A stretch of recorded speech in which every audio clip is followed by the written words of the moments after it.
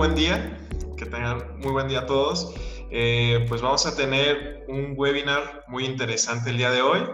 Me presento, mi nombre es Marco Antonio Cárdenas y soy el gerente general del Centro de Capacitación Eléctrica y Energías Alternas y estamos en una transmisión más de Gurú Solar, donde les vamos a traer siempre capacitaciones que les van a apoyar a sus proyectos fotovoltaicos y que obviamente los vamos a seguir actualizando con estas capacitaciones que brindamos cada mes.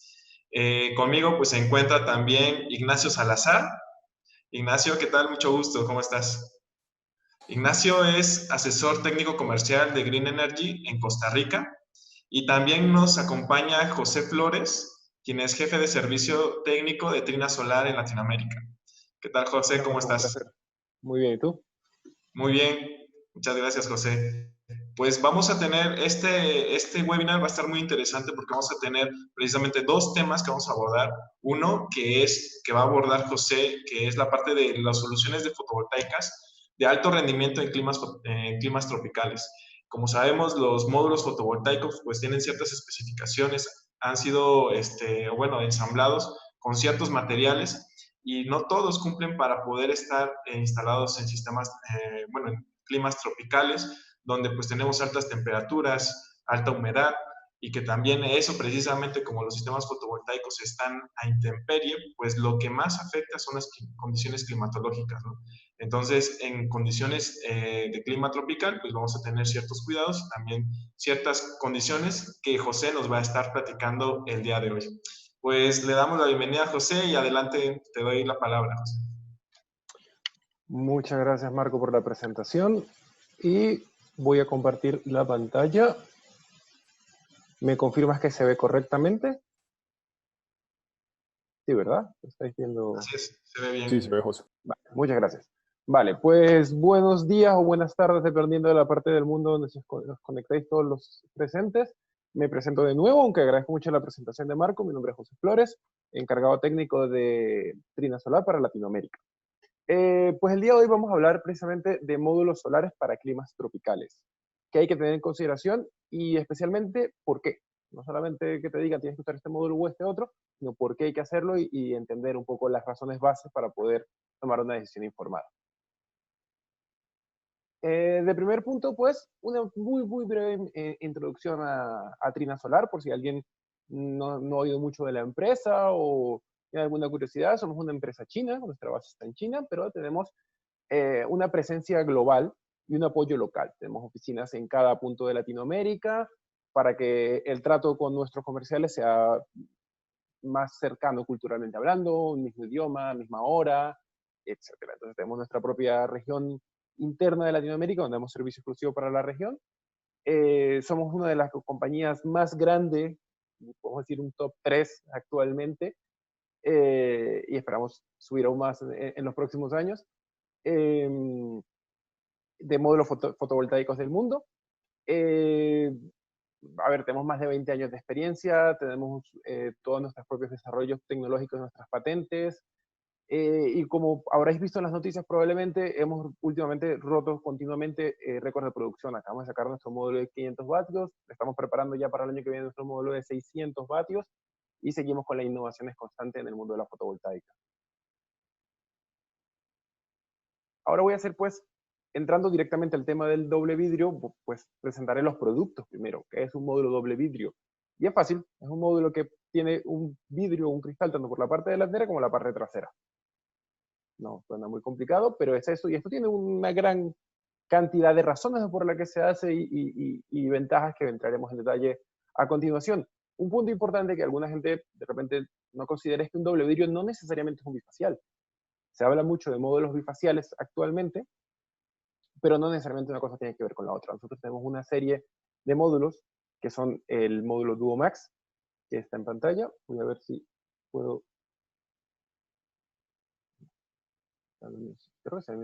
Bueno, el módulo de la derecha es el DuoMax, que es un módulo monofacial, solamente tiene generación por la parte delantera, pero tiene un cristal por la parte trasera.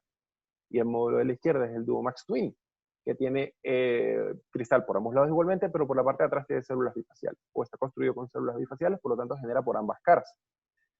Esto quiere decir que la tecnología doble vidrio no corresponde a si es bifacial o no, o si tiene este nombre comercial o no, sino que se puede aplicar a diferentes tipos de módulos. Se pueden aplicar a módulos de diferentes tamaños. Nuestros módulos de alta potencia, que tienen otro nombre comercial, también usan este tipo de tecnología y tienen las mismas ventajas de las cuales hablaremos hoy. Por lo tanto, hoy nos vamos a enfocar más en esta característica especial de tener dos vidrios, más allá que el tamaño o el potencia o el tipo de célula que utilice, porque eso es otro parámetro diferente del módulo. ¿Ok? Y empezamos un poco con la evolución del desarrollo fotovoltaico. Y una cosa que hay que tener en cuenta a día de hoy cuando hablamos de módulos para una zona específica del mundo, es que tenéis que pensar cómo se desarrollaron los módulos y dónde empezaron a desarrollarse. Digamos a finales del siglo XX, 1990, que fueron que se empezaron a ver las primeras pequeñas instalaciones fotovoltaicas ya comerciales. Son instalaciones que ocurrieron sobre todo investigación en Alemania, en Estados Unidos y en Japón. Son países que no se destacan precisamente por tener climas muy agresivos. Y la evolución llevó estas instalaciones fotovoltaicas a Europa, a Australia y a China. Igual, son países que no se consideran por un clima extremadamente agresivo. De repente Australia puede tener alguna cosa, pero no se llegaron a instalar en climas tropicales hasta la implementación de la fotovoltaica en nuevos mercados. Entonces, este desarrollo genera nuevos retos, pero como la implementación inicial se hizo en zonas con un clima, digamos, más favorable, o no favorable, pero un clima diferente. Esto se ve en muchas partes de la fotovoltaica. Por ejemplo, hay un simulador de proyectos fotovoltaicos muy famoso que se llama el PVSys, que se usa muchísimo en la industria, y tiene una temperatura default para calcular longitud de string de -10. Esto obviamente no aplica para zonas como Brasil o Colombia, nunca van a tener una temperatura mínima de -10, pero este sistema fue pensado en Europa, donde una temperatura de -10 en invierno es completamente normal. Ese tipo de detalles se vienen arrastrando desde el inicio de la fotovoltaica. Y por eso es que se han implementado mejoras continuamente a medida que se descubrían nuevos retos y se consigan soluciones para estos retos. Tengamos en cuenta que la fotovoltaica es una tecnología que es relativamente joven. No tiene la trayectoria de otras energías menos favorables para el mundo, pero está avanzando muy rápido. Tiene una velocidad de innovación tecnológica bastante sorprendente. Otro parámetro importante acerca de por qué este tipo de desarrollos se crearon, el doble vidrio en particular en este caso, es la variación de dónde se instala el módulo. Se empezaron a instalar en terrenos planos que eran muy fáciles de acceder y demás, pero poco a poco la fotovoltaica está encontrando otros nichos de mercados diferentes que tienen sus propios riesgos. Se están instalando también módulos en tejados, en estructuras diferentes, y algo que es muy importante para el punto del doble vidrio son estructuras flotantes. Los módulos flotantes se encuentran en una situación de muy alta humedad, muy cerca del agua. Si se encuentran en el mar, tienen una alta salinidad de esas condiciones. Por lo tanto, son condiciones muy particulares que el módulo doble vidrio pues ataca o enfrenta esas condiciones y proporciona una solución para poder instalar módulos ahí. Entonces, esto es un caso de estudio que presentó sus resultados en el 2015, que no voy a entrar en detalle, la verdad, lo tengo aquí para hablar más de las condiciones del mismo, pero ¿qué se hizo a grandes rasgos? Se tomaron módulos y se instalaron por mucho, mucho tiempo, son módulos que fabricados en 1996, digamos, los materiales y la tecnología de fabricación ha mejorado desde entonces, pero las bases son bastante parecidas. Se tomaron estos módulos de hace mucho tiempo y se instalaron por muchos años y se monitorizaron continuamente, viendo qué tipo de problemas, qué tipo de retos presentaban. En diferentes climas, se instalaron en climas muy secos, en climas cálidos y húmedos, en climas muy fríos, climas tropicales. Un estudio bastante largo, que no tengo la referencia de quién fue que lo hizo, pero lo puedo conseguir. Y al final se hizo un detalle de todos los puntos del estudio. Y básicamente esta es la tabla a la que quiero llegar yo con ese estudio, que es cada situación del mundo, cada clima diferente tiene sus propios riesgos. Una situación de alta temperatura y alta humedad, que es lo que encontramos en el Caribe latinoamericano, es una situación bastante agresiva para el módulo, entraremos en detalle a continuación, pero también que sepáis que no es un punto en el que se va a tocar hoy porque estamos concentrados en nuestra zona, pero zonas con alto índice ultravioleta, como desiertos, presentan sus propios riesgos. Zonas de frío extremo, como zonas muy del norte, tienen sus ventajas, porque no tienen tanta temperatura, pero tienen también sus propios riesgos. Y zonas que tengan diferencias de temperatura muy marcadas, son riesgos adicionales. Entonces, todos estos riesgos se estudian en la industria fotovoltaica y se proponen soluciones. Muchas de estas cosas son solucionadas en parte con el doble vidrio, porque es un modelo que es mucho más resistente. Y aquí ya entramos entonces en lo que es el análisis de las fallas específicas de alta temperatura y alta humedad. ¿Qué pasa? Cuando tenemos un módulo que tiene alta temperatura y alta humedad, y aquí me voy a permitir yo mismo saltarme una lámina y regreso a la anterior enseguida, un módulo con backsheet tiene un cristal por la parte trasera y un backsheet por la parte delantera, un backsheet por la parte trasera. Ese backsheet puede tener diferentes configuraciones, ¿cierto? Hay diferentes empresas que utilizan diferentes productos, pero usualmente se les suele ser productos fluorados. Es una especie de plástico, para llamarlo de manera. No es precisamente un plástico, pero es un polímero que recubre la parte trasera y proporciona ciertas características particulares. ¿Qué pasa? Que a través del tiempo, las bases, los ácidos, altas temperaturas, el vapor de agua y la luz ultravioleta afectan ese material y hace que aumente su permeabilidad. Si aumenta su permeabilidad, y la alta temperatura es un factor muy importante en esto, aumenta el contenido de agua dentro del módulo, contenido técnicamente de vapor de agua. Este vapor de agua puede generar una reacción química dentro del módulo, generando que dentro del módulo se genere ácido acético. El ácido acético es un material corrosivo que puede corroer partes del módulo y generar problemas internos.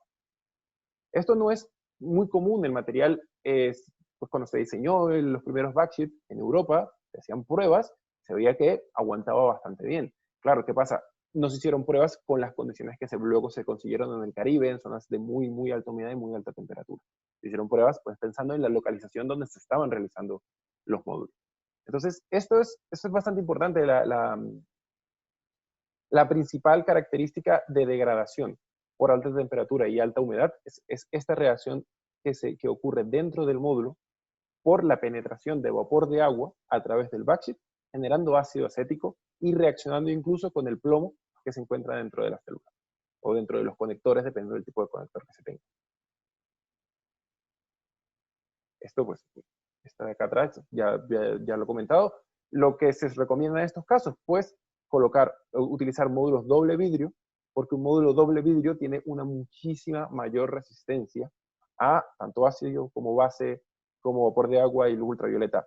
Básicamente un vidrio para todos estos factores que está acá no reacciona de ningún tipo. Un vidrio no tiene ningún problema ni con ácidos ni con bases, se puede instalar en sitios fábricas, donde hay un ambiente muy alcalino, o granjas, donde haya un ambiente corrosivo por el uso de fertilizantes, zonas salinas, que bueno, la salinidad no afecta mucho al backsheet, pero es un material corrosivo, el doble cristal se mantiene muchísimo mejor. Altas concentraciones de vapor de agua, el cristal de la parte de atrás no ve este tipo de cosas, por lo tanto es mucho más estable. Y para eso, pues se han realizado pruebas. Esta es una prueba que se llama la DAMHIT 3000, que es agarrar una prueba del estándar, que se certifica a todos los módulos, y extenderla, hacer la prueba 3 veces, o el triple de la prueba. Lo normal es hacer un downhill 1000 horas, y en esta prueba, digamos, especial para estudiar estas condiciones tan diferentes o tan agresivas, se triplica la prueba y se hace un downhill 3000 horas. Y lo que se ha conseguido es que en esta prueba, después de varios estudios, el doble vidrio tiene una permeabilidad del agua de 0 gramos por metro cuadrado por día, que es equivalente a un backsheet de aluminio. El backsheet de aluminio es una tecnología que es posible, pero es extremadamente cara y extremadamente complicada de instalar, por lo tanto no es comercialmente viable, esto es más experimental, y se compara con backsheets de diferentes composiciones que pueden tener una permeabilidad de 1.34 gramos metro cuadrado día. Y ya si comparamos esto con un backsheet o una parte trasera de módulo completamente puesta al aire, pues la degradación de potencia, porque este gráfico lo que presenta es la degradación de potencia o qué tan mal se comporta el módulo después de cierto tiempo en la prueba. Como puedes ver, los módulos 1 y 2 son estos dos, el rojo están por aquí. Los de aluminio están más abajo, pero como comenté, no es una solución comercialmente viable. Y lo siguiente sería doble vidrio, que tiene la menor degradación en condiciones extremas, de acuerdo a ese estudio. Ahí, José, igual en Trina, ¿a partir de qué fecha empezaron a implementar entonces los doble vidrio? En Trina, no te tengo una fecha exacta, ya, pero tenemos bastante tiempo con los doble vidrio. Tenemos por lo menos 4 o 5 años. No tengo la fecha exacta porque tengo que admitir que yo no estaba en la empresa cuando empezamos a utilizar los doble vidrios. Pero sí que hay una trayectoria bastante larga a este respecto. Si sean primero los doble vidrios sin marco, ahora se ha evolucionado a un doble vidrio con marco para adaptarse al mayor tamaño del módulo y proporcionar una mayor resistencia mecánica. Y, y la experiencia, o sea, es un modelo que ya es muy trabajado, no es ningún tipo de novedad. Ya tenemos 4 series diferentes que tienen doble cristal como opción. Sí, igual nos comentan aquí, pues igual el doble vidrio, como lo sabemos, aumenta el peso del módulo tal cual. Uh -huh. Entonces, un punto medio en el fabricante que tiene un material de backsheet de alta calidad como un DuPont, por ejemplo, ¿crees que podría haber alguna diferencia ahí entre calidades? Por ejemplo, la gráfica que comentaste, hay quienes mencionan, pues, básicamente, ¿no? La parte de usar un backsheet con ciertos materiales de cierta marca o usar un backsheet de doble vidrio, ¿no? En este caso, ¿tú cómo consideras? A ver, o sea, un backsheet va a sufrir más degradación que un doble vidrio, sí o sí. Da igual la marca que le pongas. Es cuestión de materiales. El vidrio es muchísimo más estable que un backsheet. Y te podemos ir a casos extremos donde hay cristales, no sé, de iglesias que llevan siglos puestos y no se han movido. Y un plástico, por mucho que sea resistente, pues no es lo mismo.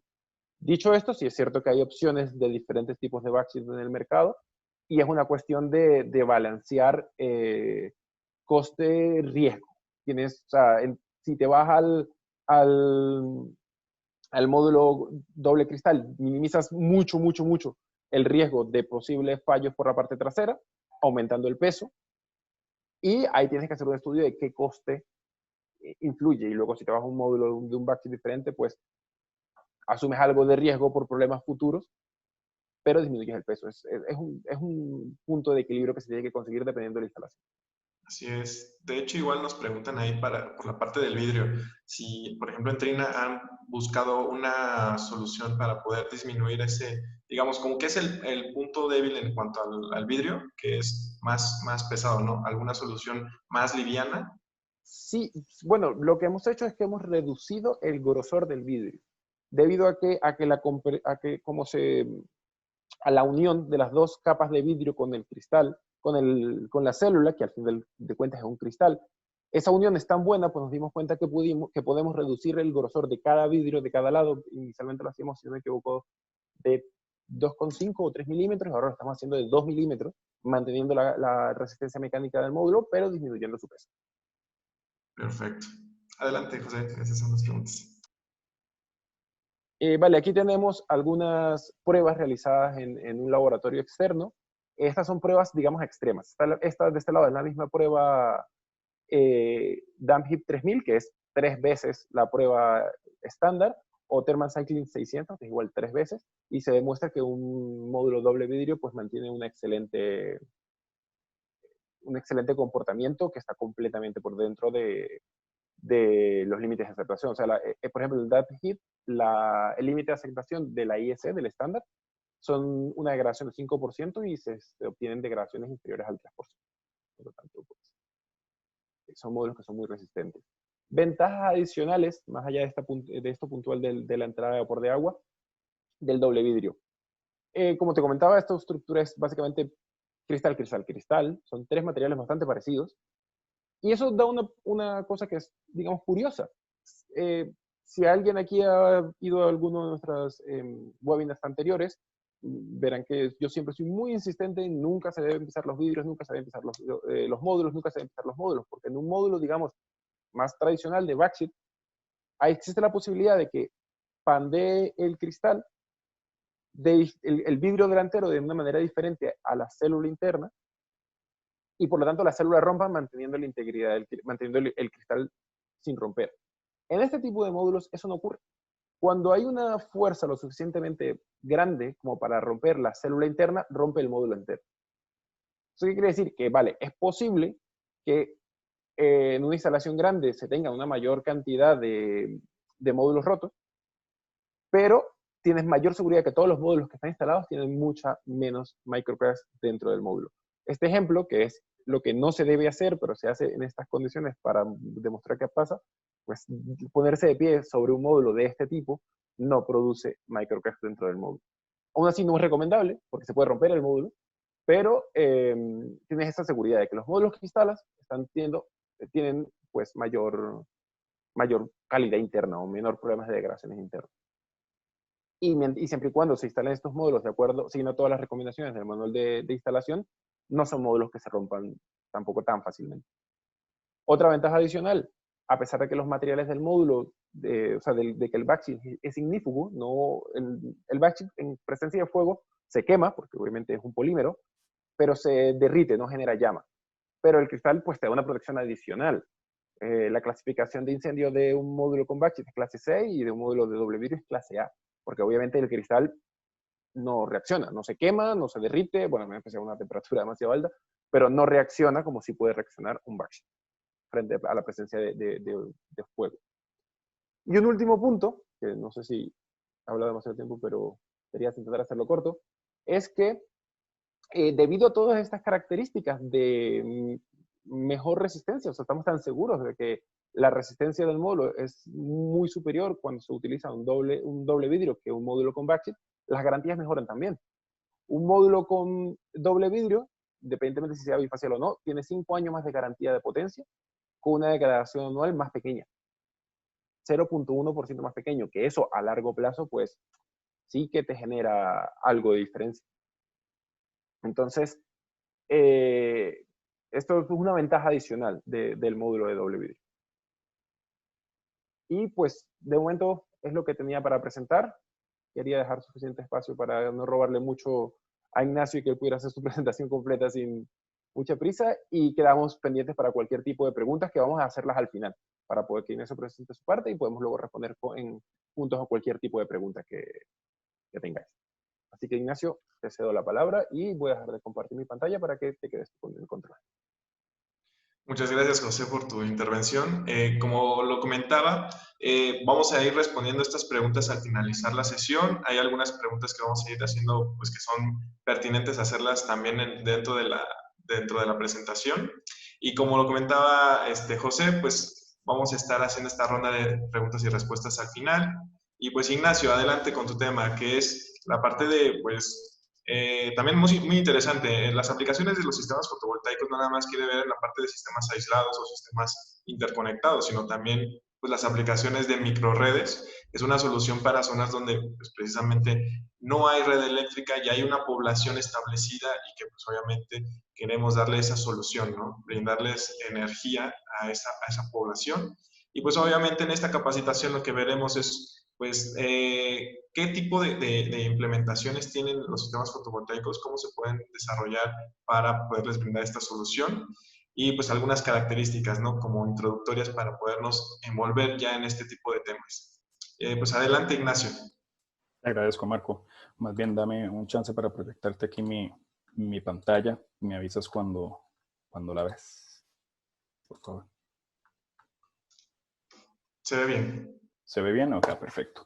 No, agradecerles más bien el espacio por invitarnos en esta sesión de Gurú Solar, que verdaderamente creemos que hay muchísimo apoyo, ¿verdad? Y muchísima bondad en lo que es compartir, ¿verdad? Información, no solo el sistema fotovoltaico, sino el tema fotovoltaico va naturalmente de la mano con conversar de microredes y la intención es el día de hoy, como comentabas, hablar marcar un escenario base de conocimiento para después, posteriormente, si tenemos suerte, ¿verdad? Poder hablar un poquito más de aplicaciones especializadas y ya, ¿verdad? Partiendo de ese punto base. Un poco de quiénes somos nosotros en Green Energy. Como les comentaba, mi nombre es Ignacio Salazar, estoy en la parte de desarrollo de proyectos y veo todo lo que son la parte de sistemas de almacenamiento, sistemas híbridos, tanto interconectados a la red como aislados, como comentaba Marco. El tema de microredes es muy utilizado obviamente en sistemas aislados, pero va ganando cada vez muchísimo más fuerza hacer fotovoltaicos híbridos estando interconectado ahora para trabajar un poquito más esa factura y diversificar un poco los métodos de ingreso, ¿no? Un poco de Green Energy, tenemos más de 10 años de estar en el mercado con de hecho este año cumplimos los 9 megas instalados y nos hemos caracterizado y diferenciado en el mercado por realizar alianzas estratégicas con proveedores de tecnologías y marcas para poder llevar estos avances tecnológicos y todos estos desarrollos, como estaba comentando José, hacia los clientes nuestros. Eso ha mostrado muchísimo interés, ¿verdad? Y siempre logramos traer los mejores resultados hacia los clientes, ¿verdad? Trayendo siempre tecnología de punta. Nuestra especialidad es comercio e industria, sin embargo, ¿verdad? Siempre atendemos la parte residencial por ser un mercado natural. Y ¿verdad? Somos una de las empresas más grandes acá en el país. Actualmente solo tenemos presencia en Costa Rica, ¿verdad? Y nos desarrollamos acá en este mercado, pero de igual manera estamos explorando, ¿verdad? Oportunidades ahí de crecimiento siempre en la región. Para entrar en materia y aprovechar un poco el tiempo y dejar ahí espacio, ¿verdad? Sano para consultas, vamos a hablar un poco de qué es una microred. Cuando conversamos de una microred fotovoltaica, es indispensable comentar 3 elementos, ¿verdad?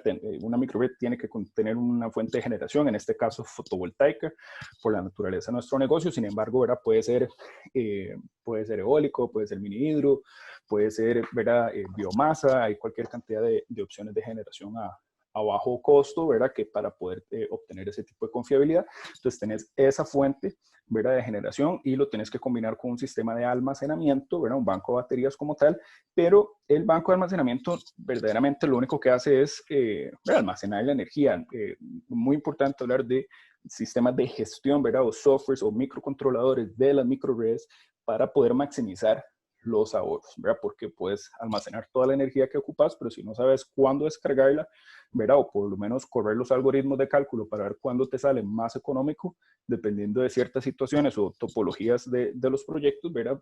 La idea es tener ese tipo de software de control, ¿verdad? Que te permita maximizar esos activos, ¿no? Ok, muy importante.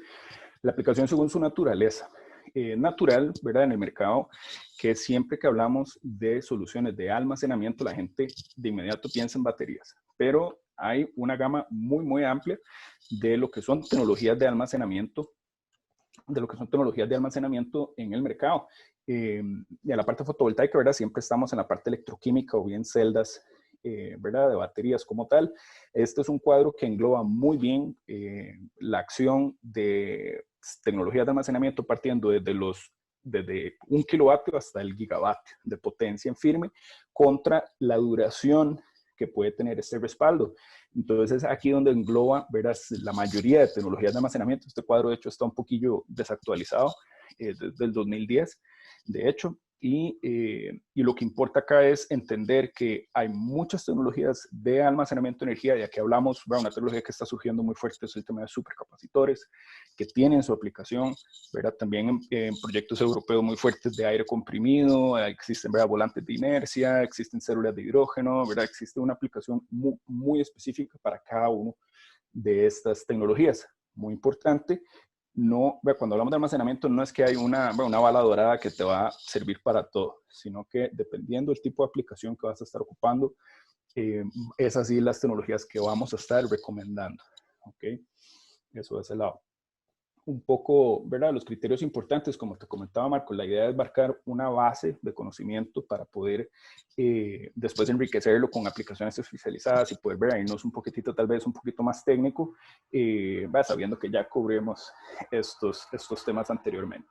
Entonces, básicamente lo que vamos a discutir un poco sobre el tema de químicas, las químicas más presentes en el mercado, hablar de topologías de proyectos, sus aplicaciones un poco, y hablar de integración y consideraciones de protección, control y medición, que eso es PSIM, y muy importante hablar de seguridad eléctrica.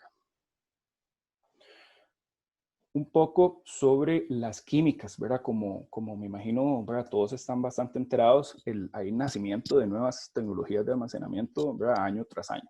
Y esto se debe a una carrera muy importante de desarrollar sistemas de almacenamiento que la clave del éxito está en qué tan abundantes son los elementos de su fabricación, ¿no? Acá esto es un cuadro bastante saturadillo, ahí me disculpan, pero es la presencia y la abundancia de elementos según su nivel atómico, su peso atómico y su abundancia basado en millones de átomos de silicio, que como saben, ¿verdad? El silicio, después del oxígeno, es el elemento más abundante y que está comercialmente disponible, ¿no? En lo que son la corteza terrestre, ¿verdad? Para extracción y todo lo demás. Entonces aquí hay algo muy importante que lo que es el litio, ¿verdad? Es un elemento bastante abundante contra un plomo ácido, ¿verdad? Que es un elemento bastante más pesado. De igual manera está comercialmente disponible por ciertas características, digamos, de extracción. Pero el punto aquí es que la clave, digamos, de éxito y todo este nuevo desarrollo de nuevas tecnologías de almacenamiento lo que busca es atinar o buscar encerrar, ¿verdad?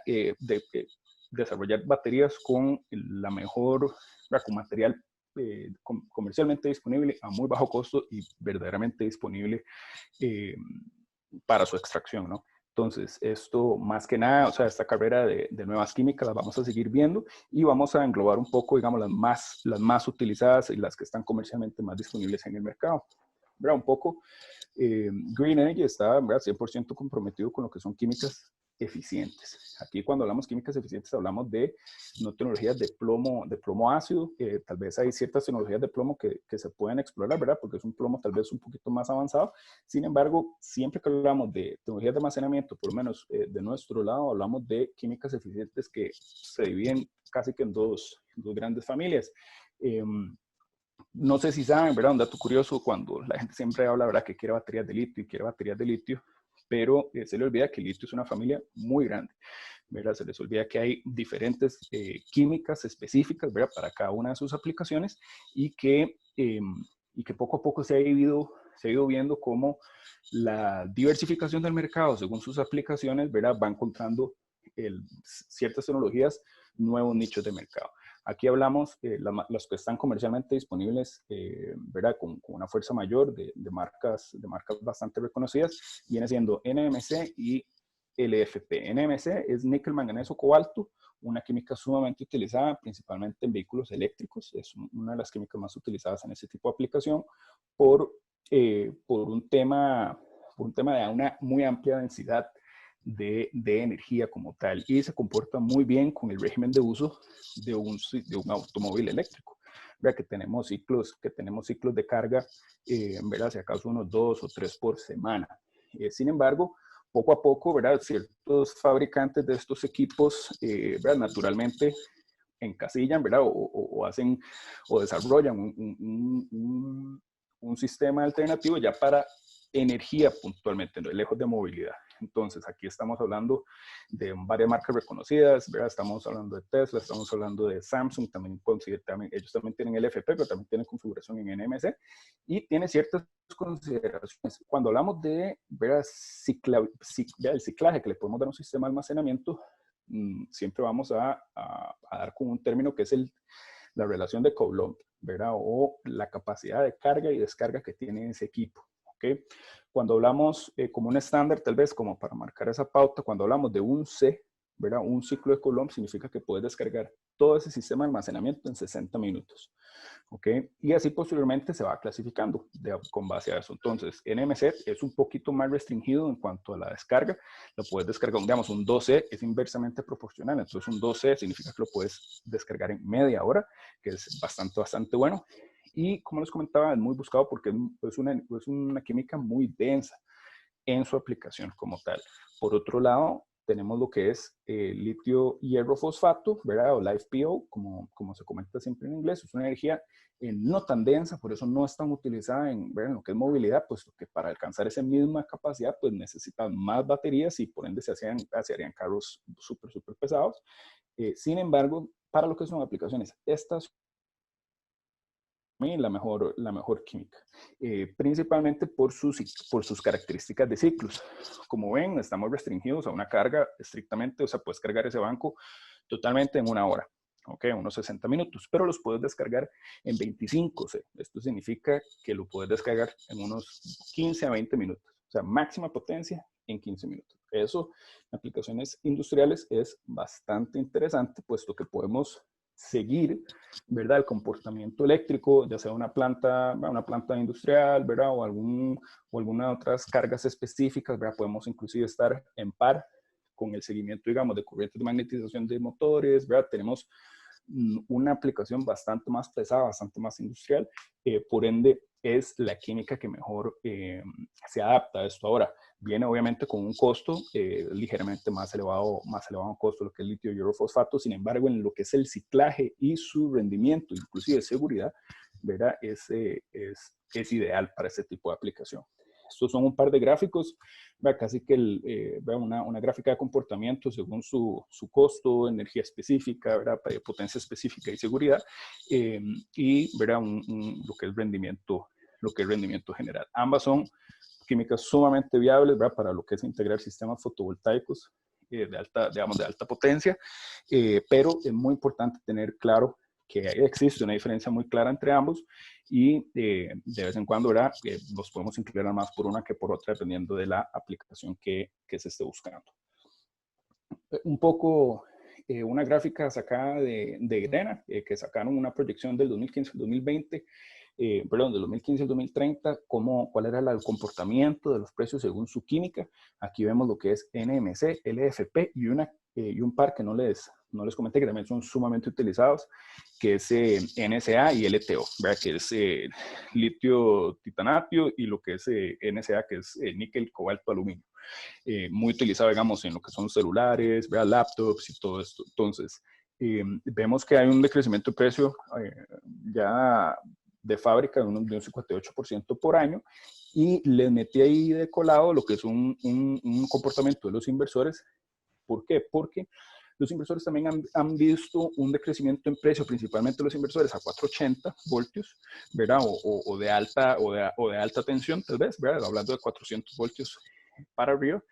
Y es natural, puesto que hay varios mercados, ¿verdad? Que están convergiendo en una misma necesidad, ¿verdad? Los carros eléctricos también están ocupando inversores de alta potencia, de alta capacidad, ¿verdad? Y de alta tensión, y lo que son sistemas, ¿verdad? Comerciales, industriales, fotovoltaicos híbridos también. Entonces esto, ¿verdad? Al congeniar muy bien y casi que, ¿verdad? Converger en un mismo punto, pues beneficia muchísimo lo que es el desarrollo tecnológico, ¿verdad? Y por ende su decrecimiento en precio. Ok, vamos a hablar un poco de las aplicaciones. Por BPM y FTM hablamos de Behind the Meter y Front of the Meter, ¿verdad? Las aplicaciones de sistemas de almacenamiento se rigen por la ubicación de este sistema de almacenamiento y sus condiciones de operación, ¿no? Aquí se engloba bastante información de cada uno de estos casos, pero lo que sí me interesa es poder graficarles y explicarles, ¿verdad? Que dependiendo de su acción de descarga, ¿verdad? O qué tan rápido se puede descargar y volverse a cargar, ¿verdad? Tiene ciertas aplicaciones. En este caso, ¿verdad? Cuando hablamos de aplicaciones rápidas, regulación de tensión, inclusive ¿verdad? Regulación de frecuencia en ciertos casos, supresión de armónicos, hablamos de descargas muy rápidas en temas de segundos. Aquí, ¿verdad? Ahí se engloba lo que son supercapacitores y baterías de todas sus químicas, puesto que esa energía, ¿verdad? O potencia que tenés inmediatamente disponible justo cuando lo ocupas, ¿no? Entonces eso es de lado. Tenemos aplicaciones de mediana duración, que ahí ya tenemos lo que es reserva, ¿verdad? Reserva en redes de distribución y de transmisión, lo que es el apoyo en maniobras de arranque en negro, seguimiento de carga, que esto es, ¿verdad? Lo que es arbitraje, de igual manera regulación de frecuencia dependiendo de qué tan fuerte sea el disturbio, ¿no? Lo que son aplicaciones un poquito más lentas, ahí de igual manera para eso lo que es un nivelación de carga, que cuando hablamos de nivelación de carga es típicamente conocido como peak shaving o manejo de picos de demanda. Y muy importante, tenemos lo que es arbitraje de energía, que arbitraje es cuando tenemos clientes que tienen tarifas horarias, ¿verdad? Con diferentes criterios de cobro según su tiempo. Pueden maximizar ese régimen tarifario, ¿verdad? Cargando cuando la energía es más barata, típicamente en la noche, y descargando cuando su energía es bastante más elevada en costo, ¿verdad? Siendo un periodo punta o el mismo valle. Eso es el lado. Cuando hablamos de microredes, es muy importante entender la aplicación, ¿verdad? Porque un sistema de X características, va a funcionar muy diferente hablemos de un hotel, ¿verdad? O a hablar de una nave industrial, ¿verdad? Dependiendo de su proceso productivo. Entonces, no es que le va a servir a todo el mundo, muy importante, o que siempre va a tener los mismos rendimientos en todos los casos, sino más bien hay que estudiarlo bastante profundo, y para eso, ¿verdad? Hay que va a tener software especializado para hacerlo y poder modelar esos comportamientos en el tiempo.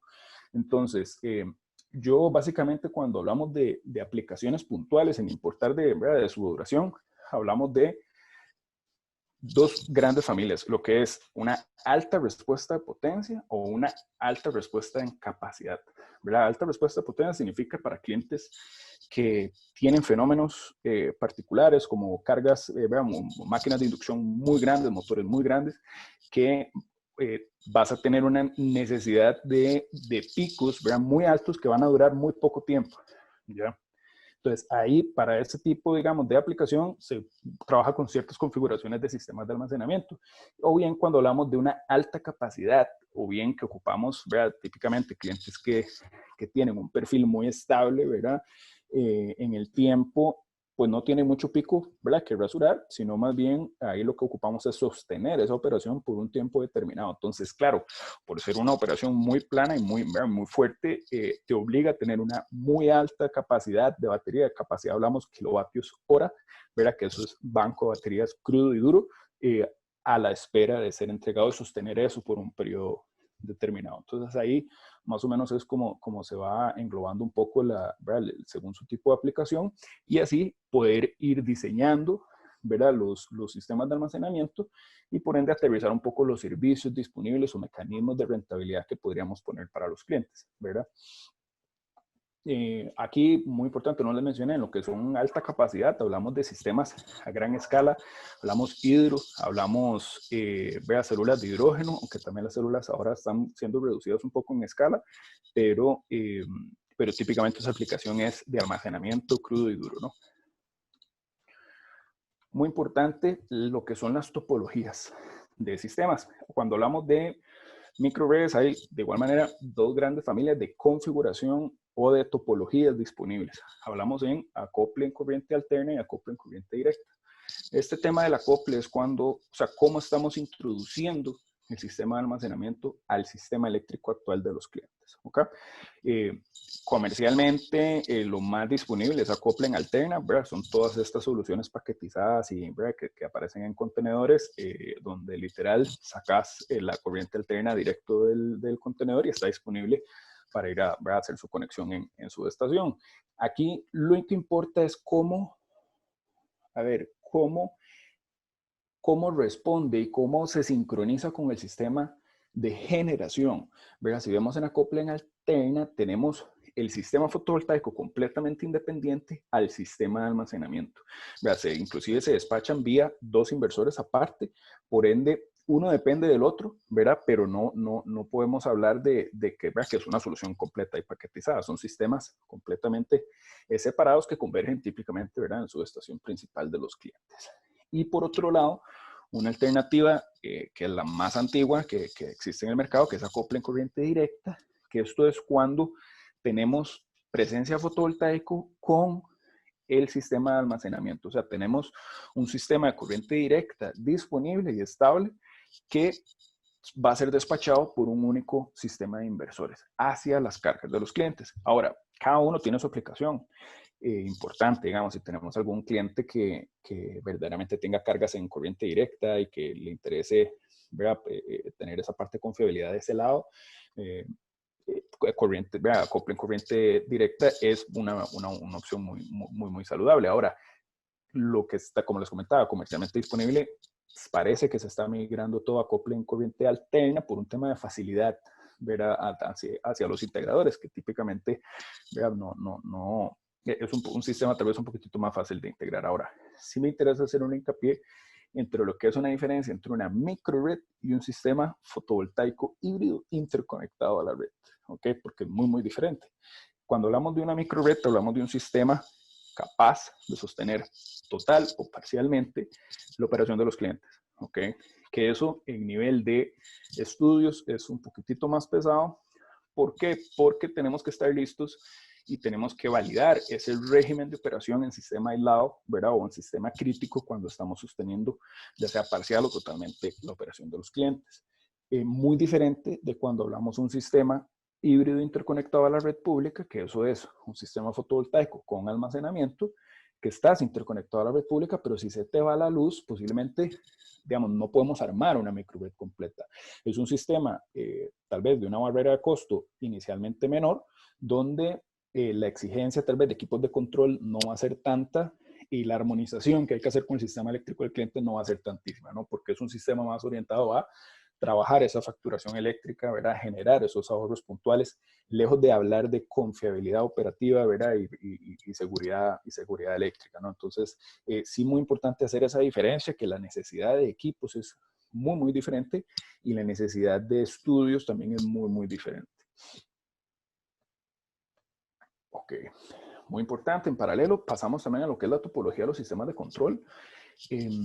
Como les comentaba al inicio, los sistemas de control y de visualización, ¿verdad? Y de todo lo que es el sistema híbrido interconectado o bien de una microred, es clave. O sea, es completamente clave hablar de un sistema de microcontroladores que permite dar visibilidad a ciertas cargas críticas o bien cargas controlables y armonizar la parte de despacho de generación, ¿verdad? Dependiendo de la fuente que tengas disponible.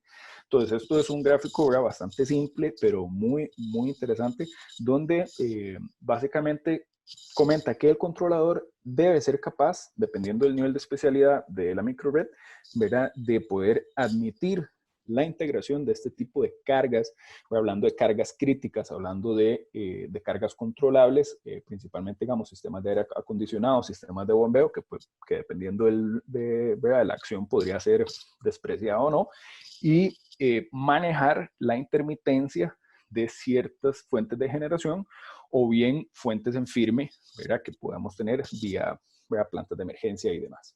Y muy importante combinar la parte de almacenamiento dependiendo del tipo de almacenamiento que tengamos disponible, ¿verdad? Si es electroquímico, si es un almacenamiento térmico, o bien bancos de hielo, ¿verdad? En fin, de todo un poco.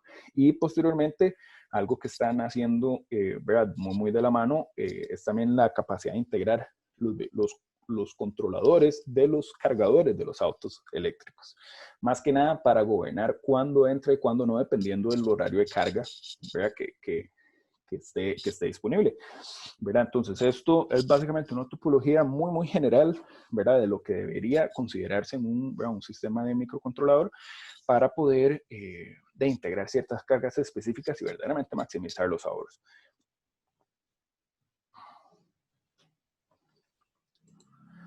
Ok, muy importante ya para hablar un poco de lo que es la integración y seguridad eléctrica. Ok, como comentábamos un poco y ahorita vamos a ver ciertos ejemplos puntuales de forma gráfica, digamos, cómo se ve, ¿verdad? La acción de carga y descarga de un sistema de almacenamiento, un perfil industrial. Pero muy importante, ocupamos tener ese perfil, ¿verdad? Ocupamos tener esa lectura 15-minutal del comportamiento eléctrico del cliente para uno poder hacer las simulaciones y poder evaluar el comportamiento después de una implementación de estas. Ok, entonces eso es clave, ya sea, ¿verdad?, provisto por una empresa de energía o bien si no confían, ¿verdad?, en ciertas lecturas, ¿verdad?, por medio de un analizador de redes básico y elemental. Los clientes siempre, esto es algo que siempre nos topamos, ¿verdad? Los clientes nunca tienen los solufinales al día, por un tema casi que natural de industria, ¿verdad? Y típicamente van ampliando plantas, ¿verdad? Van metiendo ciertas cargas y todo, y a veces no lo hacen, ¿verdad? Actualizando lo que son históricos, ¿verdad?, de planos. Entonces, es muy importante siempre contar con un nivelar al día para poder evaluar todos los trabajos que se ocupan a considerar para una integración de un sistema de este tipo. Una práctica muy utilizada es el tema de hablar de un tablero crítico, ¿verdad?, o circuitos de emergencia. Esto siempre es recomendable. He visto que me he topado por ahí que más bien se ha dado la moda de más bien recomendar sostener la operación completa, que si bien es cierto, sí, pero técnicamente y económicamente a veces es, ¿verdad?, muchísimo más fuerte que hacer un trabajo de circuitos de emergencia, que también puede ser un trabajo, dependiendo, ¿verdad?, físicamente dónde estén esos circuitos, puede ser un trabajo bastante pesado también. Cuando no se puede hablar de un tablero de emergencia, es muy importante comentar o por lo menos traer a evaluar el tema de discriminación de cargas. Discriminación de cargas es muy parecido a un tablero crítico, solo que no lo tenés centralizado, pero tenés capacidad de discriminar ciertas cargas, o bien tenés un fallo eléctrico y querés activar un modo microred o un modo respaldo y tener la habilidad de controlar ciertos circuitos y botarlos, básicamente. ¿Verdad? Entonces eso también es una manera de contrarrestar a veces que no se puede hacer un tablero crítico, ¿verdad? Sino más bien nos vamos por breaker moto operado, ¿verdad? O cualquier cantidad de alternativas que podemos montar por ahí. Algo que por lo menos personalmente he visto que se deja mucho de lado, y eso es algo que me interesa conversar un poco aquí en la parte de seguridad, es el tema de la evaluación de los sistemas de protección y estudios de ingeniería en general. Es una práctica muy dada, ¿verdad? Como nosotros, típicamente, hablando de nosotros como, ¿verdad? Los desarrolladores de proyectos fotovoltaicos y microredes, nos llegamos a conectar a un sistema eléctrico existente, pues ya hay ciertas características de protección, pero nosotros las estamos alterando, ¿verdad? Estamos metiendo, si es solo fotovoltaico, estamos metiendo una fuente que tiene ciertas características, ¿verdad? En capacidad de cortocircuito, ¿verdad? Y aporte en su corriente de corto como tal. Y si hablamos de sistemas de almacenamiento, pues obvio, o sea, tenemos una capacidad de corto mayor y ocupamos conocer esos aportes puntuales y estudiarlos. ¿Por qué? Porque cuando estamos interconectados a la red pública no hay problema. ¿Por qué? Porque, o sea, no hay tantísimo problema en el sentido de que tenemos un sistema de protección primario, ¿verdad? Propio de una red de distribución. Pero cuando hablamos de un modo microred, ahí no. Y es algo que he visto muchísimo, que no se está considerando en los estudios. Y necesitamos garantizar que eléctricamente vamos a poder despejar cualquier falla, inclusive en ese modo microred, cuando no dependemos ¿verdad? Eléctricamente de lo que es los sistemas de protección a nivel de distribución. ¿Verdad? Entonces es muy importante hacer un análisis de cortocircuito, ¿verdad? Según sus escenarios, tanto ¿verdad? Solo fotovoltaico, solo la batería y ambos combinados, ¿verdad? Porque son situaciones atípicas y situaciones más bien comunes que nos vamos a topar por ahí, pero van a tener características muy, muy diferentes. ¿Ok? De igual manera, nosotros como base siempre consideramos sistemas contra incendios, eso por un tema, digamos, de más compromiso técnico y ante la salud, ¿verdad? Y confiar un poco también en las soluciones que brindamos, pero es muy importante siempre cuando hablamos de sistemas en DC, principalmente baterías, ¿verdad? Tiene una muy alta capacidad de corto que hay que mitigarlo, ¿no? Hay que ser responsable en esa parte. Y como les comentaba un poco, ¿verdad? Cuando hablamos de un modo aislado, este tiene que ser validado. O sea, validado mediante estudios de protección y estudios inclusive de arco para poder evaluar, ¿verdad? Cuando estamos en ese modo microred, si sucede un fallo interno, cómo y quién es el dispositivo, cuáles son los dispositivos de protección responsables de abrir eso de una forma segura. Porque son dos regímenes de operación muy, muy diferentes, ¿verdad? Cuando estamos interconectados o cuando estamos aislados. Nosotros, ¿verdad? Como parte, siempre, ¿verdad? Es importante buscar integrar, ¿verdad? Sistemas de medición de energía, ¿verdad? EMS o BMS que tengan los clientes, inclusive sistemas SCADA, para ofrecer cierta centralización y control de los sistemas. Entonces, ¿verdad? Muy importante, siempre que hablamos de seguridad eléctrica en microredes, hablamos de protección, control y medición, que hay ciertos requerimientos puntuales en cada una de esas ramas que hay que considerarlos en los proyectos. Esto es un poco la ruta de un proyecto típico, ¿verdad? Cuando hablamos de una microred, la idea, ¿verdad? O más que nada es una convocatoria, ¿verdad? A todos los posibles clientes que estén evaluando, ¿verdad? Hacer sistemas híbridos. Cuando uno se acerca, ¿verdad? A lo que es su proveedor de confianza de sistemas, ¿verdad? Fotovoltaicos y con la intención de poder desarrollar, tan siquiera, ¿verdad? La conceptualización de una idea, la oportunidad de ahorro es muchísimo mayor, ¿verdad? Cuando se involucra desde el puro inicio lo que son, ¿verdad? Un diseño de estos en mente, porque topológicamente sabes que tal vez no van a desarrollar la microred en este momento, pero sí se están pensando hacerlo, entonces ¿verdad? Se toman las previsiones del caso como tal. Entonces aquí lo más importante es ¿verdad? Que desde un manejo anterior, ¿verdad? De la conceptualización de proyectos nos permite maximizar los ahorros, como pues integrando ciertas cargas controlables, ¿verdad? Como equipos de aire acondicionado, como bombeo, ¿verdad? Y ciertas características que nos permiten maximizar esos ahorros. Y aquí un poco los ejemplos. Esto es un ejemplo de un cliente real donde tenemos una operación bastante estable. No podemos ver si hay ciertos picos que rasurar, está en una tarifa horaria y vemos acá varias información. Okay, esto es típico, digamos, de un análisis base de una microred como tal, donde a través del perfil de carga se nos permite graficar el perfil tal cual está hoy.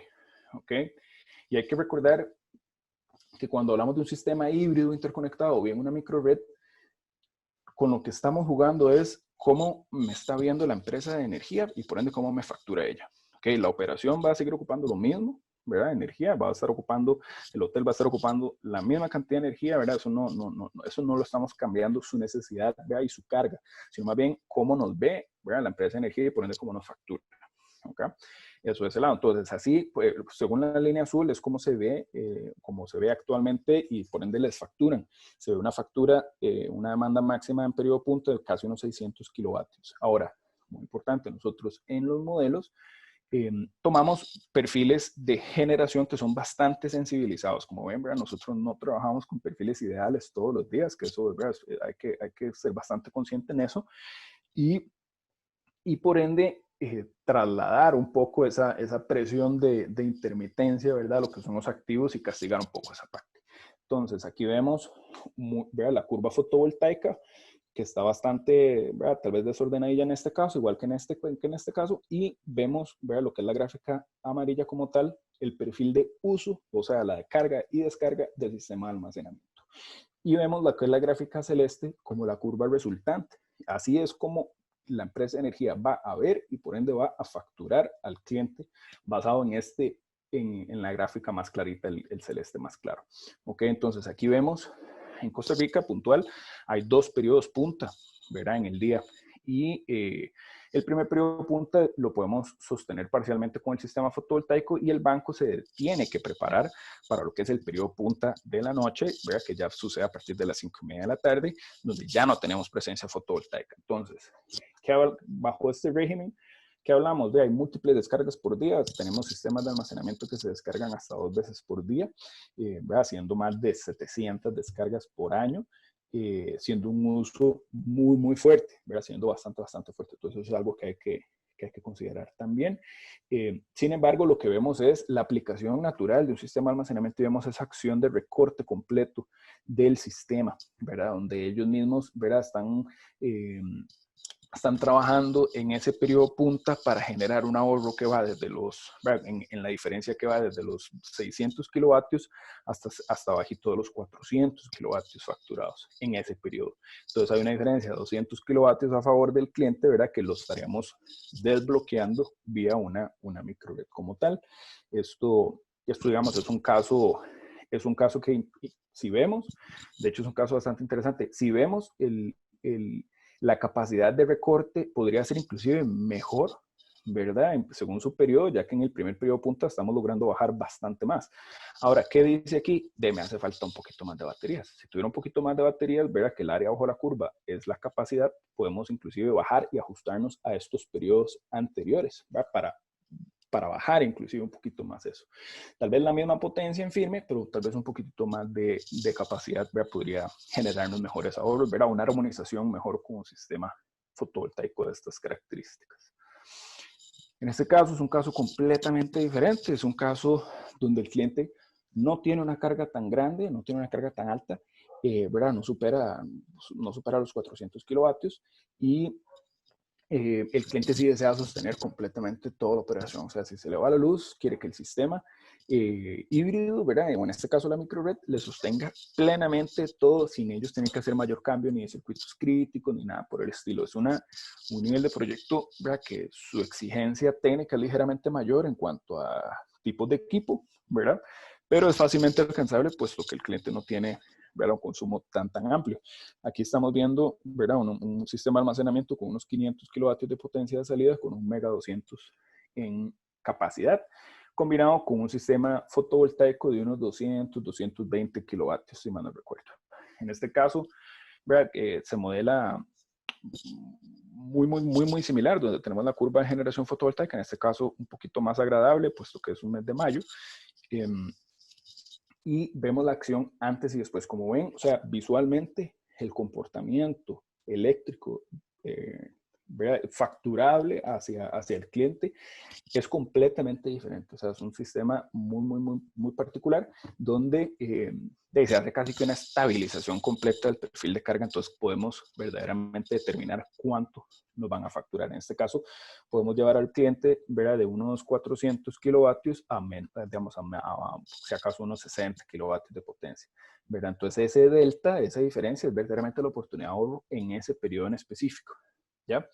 Muy importante, como vemos, o sea, el cliente por esa amplia capacidad que está solicitando, ¿verdad?, el régimen nocturno es muy cargado. O sea, vamos a aumentar la carga nocturna bastante, pero es una carga ¿verdad?, es un periodo de carga sumamente barato, ¿verdad?, bastante económico y ofrece una oportunidad, ¿verdad?, de poder maximizar ese tema que les comentaba anteriormente, que es el arbitraje de energía, ¿verdad? Entonces, como le digo, esos son un par de casos que solo mediante software especializado, ¿verdad?, podemos determinar este tipo de estudio para poder proyectar un poco las aplicaciones. Ahora, se puede poner mucho más complejo, ¿verdad? Se puede poner bastante más complejo en el sentido de que, un ejemplo, para esta gráfica les preparé el caso de qué sucede si la batería exporta a la red pública, ¿verdad? Tenemos una abundancia fotovoltaica, podemos inclusive poner el banco a exportar energía. Esto es algo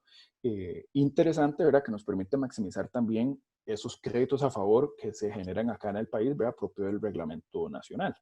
Entonces, esto es una configuración, ¿verdad?, que nos permitiría inclusive rentabilizar un poquito más, pero hay que estar, ¿verdad?, en paralelo con las exigencias, ¿verdad?, técnicas del país, ¿no? En virtud de eso era lo que... Dime. Nada más una pregunta antes de pasar ya al siguiente tema. En cuanto a las gráficas que estás mostrando, por ejemplo, se ven diferentes tipos de solución. Aquí son clientes que requerían diferentes cosas, pero en la parte del sistema de almacenamiento, ¿qué tecnología se usó? En ambos casos se están utilizando litio hierro fosfato, LFP. Sí, porque ofrecen un ciclaje de 8000 ciclos, ¿verdad? Y como ven, o sea, estamos haciendo 2 ciclos por día, ¿verdad? Haciendo casi más de 700 ciclos por año. Entonces ocupamos una química que nos ayude en esa parte, que eso es algo que, ¿verdad?, como para ligarlo con eso que les comentaba anteriormente, eso hay que tenerlo en cuenta, porque si tenés un banco que tenés que reemplazarlo cada 8 años por estarlo ciclando muy fuerte, pues verdaderamente hay que armar ese plan, ¿verdad?, en el flujo del proyecto, ¿verdad?, y considerar todo eso. Pero sí, nosotros típicamente nos inclinamos más por litio y hierro fosfato por el tema de ciclaje y tema de seguridad también. Y precisamente esa es la otra pregunta en cuanto al ciclaje. ¿Qué profundidad que tiene cada uno de ellos? Cuando hablamos de litio, ¿verdad?, hablamos de profundidades del 80-90%. O sea, típicamente los fabricantes, ¿verdad?, hablan de descargas del 90%. Sin embargo, bueno, inclusive hasta el 100% dependiendo del fabricante. Sin embargo, o sea, es como cuando vos te compras un auto y te dicen que puedes llegar a 300 kilómetros por hora. Mentira que vas a andar a 300 kilómetros por hora todos los días, ¿verdad? Pero sí es aquí a lo que voy es limitando un poco el porcentaje de profundidad de descarga, te permite no golpear tanto el activo en el tiempo, ¿verdad? Si acaso un 10%, o sea, ciclarlo a un 80 o un 75%, ese buffer que le estás dejando se va a pagar en el tiempo, ¿verdad? No haciendo acciones de mantenimiento muy fuertes, ¿verdad? Y haciendo correcciones. Eso de ese lado. Perfecto. Y también la parte del sistema en sí, ¿cuánto tiempo podría llegar a recuperarse un tipo de estos sistemas? Que es básicamente el poder, pues tal cual, atacar la parte de demandas altas. Estos sistemas, ¿como en cuánto tiempo se pueden estar recuperando para el cliente? Va a variar, los ahorros giran 100% a la cultura de consumo del cliente. O sea, si el cliente tiene, ¿verdad?, un consumo muy fuerte, muy estable, sin oportunidad de hacer arbitraje, podemos hablar de retorno de inversión de unos 6 años sólidos. Si hablamos de que hay una muy buena oportunidad de hacer arbitraje, que eso es cargar en noche para descargar en punta, combinado con acción sobre máxima demanda, inclusive combinando, ¿verdad?, sistemas ¿verdad?, plantas de emergencia, podemos hablar que hay retorno de 4 años, 5 años, fácilmente. Perfecto. Adelante, Ignacio. Sí. No, esto más bien, Marco, era lo que les tenía preparado para hoy, como les digo, o sea, muchísima información. La idea era hacerlo, ¿verdad?, como bien condensado para poder, tal vez, si nos dan el chance, ¿verdad?, una segunda oportunidad y tal vez de aplicaciones más especializadas, ¿verdad?, y ciertas consideraciones de diseño y particularidades ahí que podamos exponerles, ¿no? Perfecto. Sinceramente, tu presentación fue muy buena. En el caso de los sistemas de almacenamiento, pues es otro mundo. Básicamente, estamos hablando de sistemas de almacenamiento que pueden atacar pues cuestiones o necesidades de clientes industriales, por ejemplo, para la parte de las puntas en demanda, que es básicamente donde está el mayor problema que tiene la industria por los horarios y cómo te cobran en diferentes horarios la energía.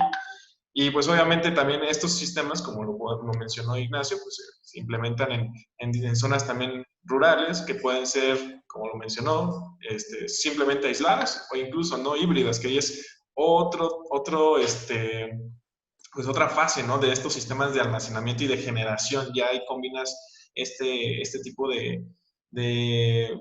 pues de conocimiento, ¿no? La verdad, siendo sinceros, esto es muy amplio, no podríamos abarcarlo en 20 minutos, 30 minutos, es todo el mundo, pero la verdad fue una introducción muy buena la que nos hizo Ignacio, la verdad fue muy, muy, muy buena, para que nos demos una idea, pues, de también, ¿no?, las soluciones que tenemos, no nada más en cuanto a, pues, la generación simplemente, ¿no?, sino también poder almacenarlo e incluso, pues, también estar atacando otras necesidades de los clientes, ¿no? Pues vamos a iniciar con la ronda de preguntas y respuestas.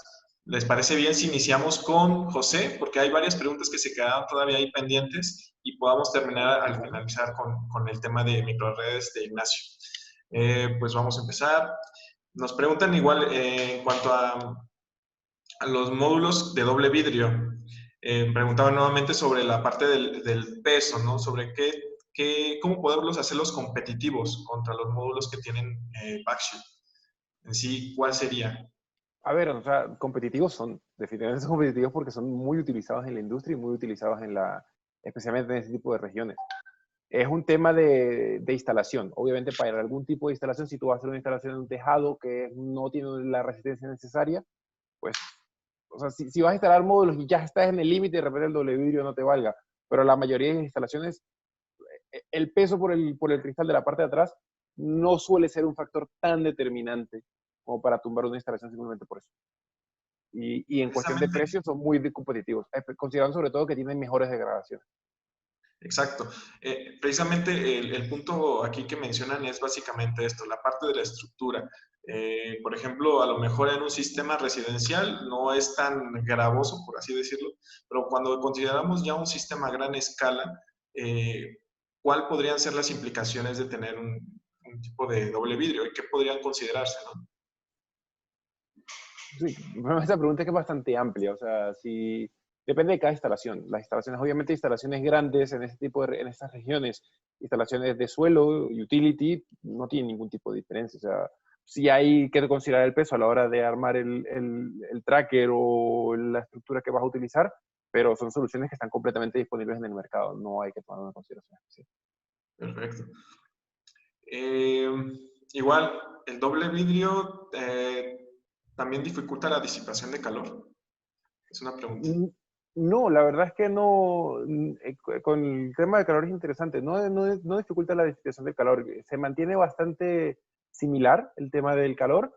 Y incluso hay estudios que demuestran que mejora levemente la disipación del calor a través del vidrio. No es tan grande como para que sea determinante, pero levemente mejora incluso el vidrio la disipación del calor en contra del vacío. Correcto.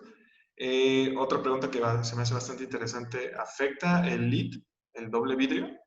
No, el doble vidrio no afecta el lead. A ver, el doble vidrio básicamente es los panes del sándwich, es lo que tienes por fuera y lo que le metas tú al sándwich da igual. Puedes meter un módulo mono, un módulo poli, un módulo bifacial, monofacial, silicio amorfo, teluro de cadmio, lo que quieras, porque estamos hablando de tecnología que es el englobe.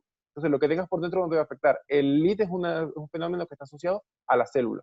Por lo tanto, dependiendo de la célula, el lead va a variar, pero que sea doble vidrio o vidrio normal no va a tener ningún efecto. Perfecto. También nos preguntan, ¿cuál es la última tecnología en módulos solares diferente a media celda y PERC? Eso es un webinar entero. Pero, a ver, al final media célula y nuevas versiones de PERC es lo último que se está considerando. Esa pregunta es muy amplia, la verdad es un webinar entero, pero gran parte de la respuesta incluye el doble vidrio, por cierto. Todas las nuevas soluciones que estamos desarrollando en módulos de alta potencia, 600 vatios y demás, incluyen soluciones en doble vidrio. Correcto. Reggie desde Venezuela nos comenta, quisiera preguntar qué diferencia hay entre un panel solar doble vidrio y uno bifacial, porque escuché a José, dijo que no es necesariamente un bifacial, es doble vidrio y viceversa. Exacto, como te comentaba ahora, pues el doble vidrio es la tecnología que va a sujetar lo que tengas dentro. Si le quieres poner una célula bifacial, pues pones una célula bifacial y pones la parte de atrás del panel, pues transparente. No le pones ningún tipo de soporte. Si quieres poner una célula monofacial, lo que hace es que pones la parte de atrás del panel con un white EVA, que lo que hace que la parte de atrás del panel se vea blanca.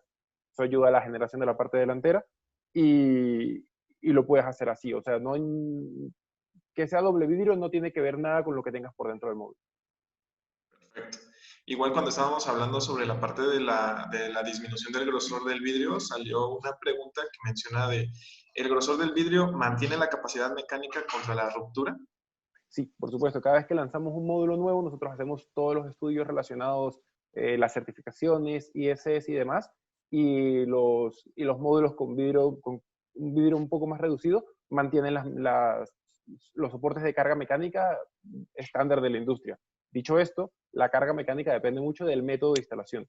No todos los módulos, o sea, no todos los módulos tienen un estándar de resistencia mecánica independientemente de cómo lo instales. Si lo sujetas de una manera o lo sujetas de otra, esa carga mecánica puede variar. Pero nuestros módulos doble vidrio mantienen los estándares del mercado. Perfecto. También menciona, una persona nos menciona de que tienen problemas con piedras y daños en los paneles, que tenemos a veces el cristal roto, ¿no? Ya, Una vez roto el cristal para repararlo, ¿qué podría hacer?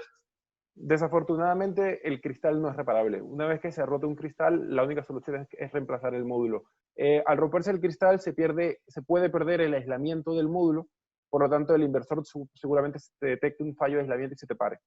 Lo mejor es reemplazar el módulo directamente, no hay ningún tipo de solución. Y si le intentas poner algo para cubrir las grietas, probablemente pierdas potencia, entonces no hay una solución viable. Correcto. Nos pregunta Nanda Singh, nos dice, para comparar precio-calidad de los modelos distintos de módulos de doble vidrio, ¿qué características hacen que funcione mejor uno sobre otro en condiciones de alta humedad? Vale, o sea, la respuesta rápida es un doble vidrio permite menor ingreso de agua al módulo, que es un poco lo que estaba explicando durante la presentación, que ese ingreso de vapor de agua puede generar problemas de corrosión interno, de degradaciones aceleradas y demás. Pero en una condición de alta humedad, el doble vidrio permite que da más seguridad, te va a dar más rendimiento, menos riesgo, mejor garantía y mejor degradación. Perfecto. Pues esas son las preguntas que teníamos de la parte de los módulos de alto performance para sistemas tropicales, bueno, en donde hay clima tropical. Vamos a pasar a las preguntas que nos hicieron para Ignacio, que son varias. Preguntan igual una cuestión más de introducción para que podamos comprender mejor qué es en sí una microred y pues obviamente diferenciarlos de los demás sistemas, ¿no? De almacenamiento, de sistemas interconectados o de sistemas aislados, ¿no? Ok, esto, como les había mencionado en la presentación, ¿verdad? Hay una clara diferencia en lo que es una microred o un sistema híbrido interconectado a la red, ¿verdad? Que un sistema híbrido hablamos de una componente fotovoltaica o de cualquier tipo de tecnología de generación, ¿verdad? Y una capacidad de almacenamiento.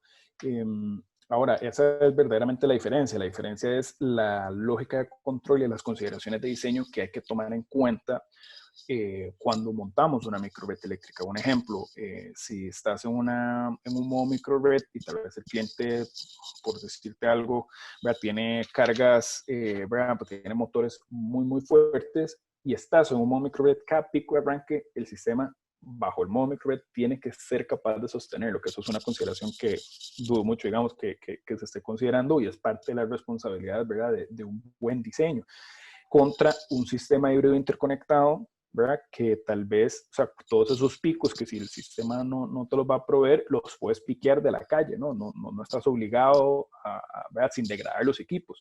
A eso es a esa es la clara distinción. Ahora, en cuanto a tecnologías, es demasiado variado. O sea, yo hablo, digamos, de fotovoltaicos híbridos, puesto que son los proyectos que nosotros perseguimos.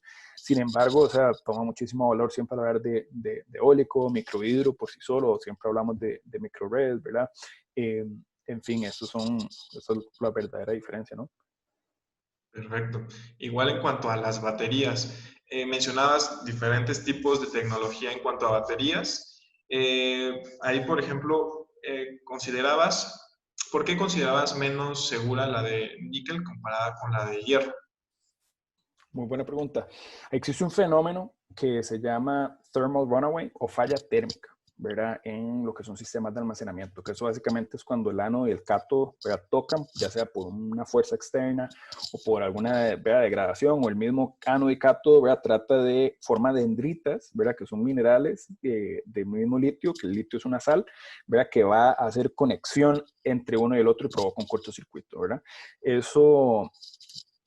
El cobalto en particular es un elemento y el manganeso también, son elementos que ante una fuente externa de calor o una falla térmica, él no se apaga. O sea, más bien aporta el fuego y aporta la falla. Entonces, NMC es una química no tan segura por sus presencias, digamos, de cobalto. Inclusive el cobalto también es sumamente contaminante para el ambiente, ¿verdad? Y su proceso de extracción también.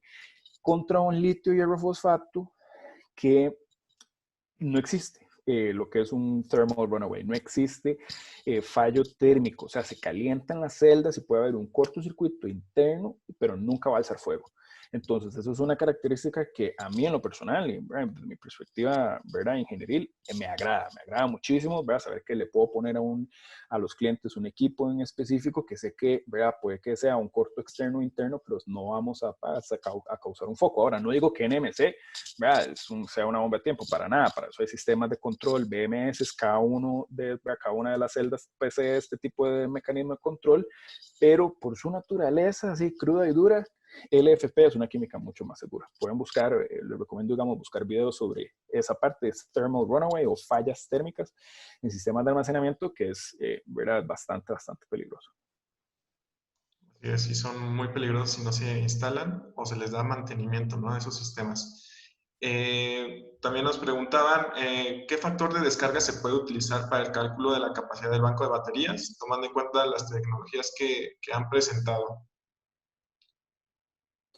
A ver, ahí, digamos, los cálculos y recomendaciones de equipo siempre va en torno a las marcas que estés acostumbrado a utilizar, ¿verdad? Porque típicamente son estas marcas que te limitan hasta cierto punto, ¿verdad? Las capacidades y el ofrecimiento que tenés hacia los clientes.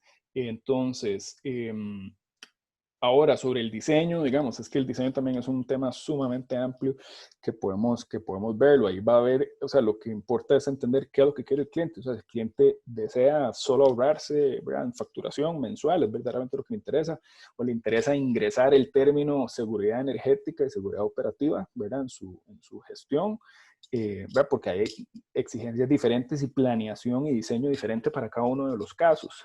Pero típicamente, o sea, como regla de dedo, tal vez digamos, un inversor cargador de un sistema acoplado en AC debería ser tal vez un 20% más grande que la capacidad de entrega del sistema fotovoltaico. ¿Verdad? Digamos, si tenés un sistema fotovoltaico de 100 kilovatios pico, ¿verdad? Sería muy sano tener inversor cargador del banco de al menos unos 120 kilovatios, ¿verdad? Para poder, ¿verdad? En caso de ese mediodía, en modo micro red, un modo bailado, un modo respaldo, poder, ¿verdad? Recibir toda esa máxima potencia sin haber ningún problema. Eso era como tal vez como una regla. Ahora, en temas de capacidad, ahí hay que hacer el estudio, o sea, definitivamente con estudios que necesitamos ver cómo va a funcionar una capacidad contra otra, ¿ya?